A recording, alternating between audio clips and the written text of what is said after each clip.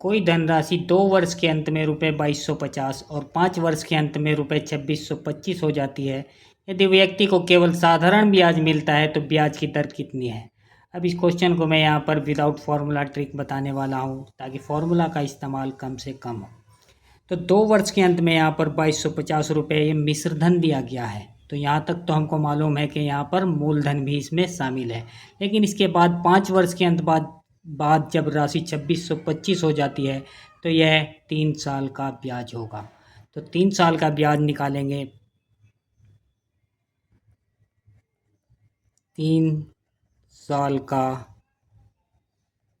ब्याज 2625 और माइनस होगा 2250 और इसमें से जब इसको माइनस करेंगे तो 26 में से 4 गया 22 यानी कि 375 रुपये हो गया 3 साल का ब्याज। अब यहाँ से अगर हम 1 साल का ब्याज निकालें तो 1 साल का ब्याज निकालने के लिए क्या करना पड़ेगा, इसको 3 से भाग करना पड़ेगा।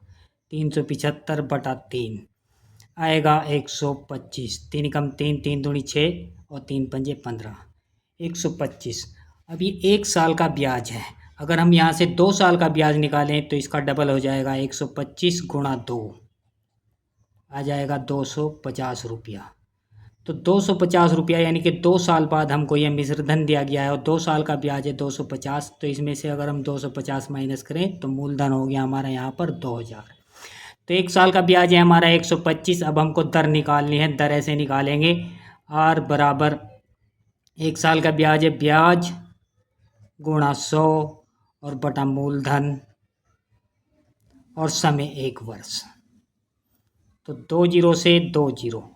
अब 20 से 125 को भाग करेंगे कितना आएगा, आएगा 6.25। 20 छक्की 120, 5 बचेगा, फिर 20 दूनी 40 हो जाएगा, पॉइंट लगाएंगे और फिर 20 पंजा 100। तो 6.25% ये दर प्रतिशत में और ये ऑप्शन बी में मौजूद है। अब नेक्स्ट क्वेश्चन, एक आयत की लंबाई 40% बढ़ा दी जाती है और उसकी चौड़ाई 30% घटा दी जाती है। आयत के क्षेत्रफल में क्या परिवर्तन होगा। जब एक और बढ़े और दूसरी ओर घटे तब इस ट्रिक का यूज करना है।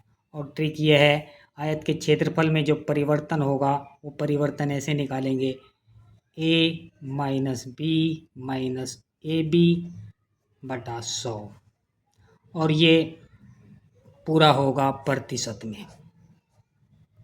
तो ये बराबर है यहाँ पर 40 माइनस 30 माइनस 40 गुणा 30 और बटा 100। तो 1 जीरो से 1 जीरो, 1 जीरो से 1 जीरो, 40 में से 30 गया 10 और 10 माइनस हो जाएगा 4 तिया 12, 10 माइनस 12 आएगा माइनस का 2, तो -2%। अब माइनस आने का कारण है, मतलब है कि इसमें कमी हो रही है। तो आयत के क्षेत्रफल में 2% की कमी होगी। यहाँ पर एक और बढ़ रहा है और दूसरी ओर घट रहा है, इसलिए इस ट्रिक का यूज किया। लेकिन अगर किसी क्वेश्चन में ये दिया गया हो कि 2 लगातार छूट दी गई हो, दोनों ओर घटे या दोनों ओर बढ़े, तब यहाँ पर हमको प्लस करना है, तब ये फॉर्मूला थोड़ा सा चेंज हो जाता है।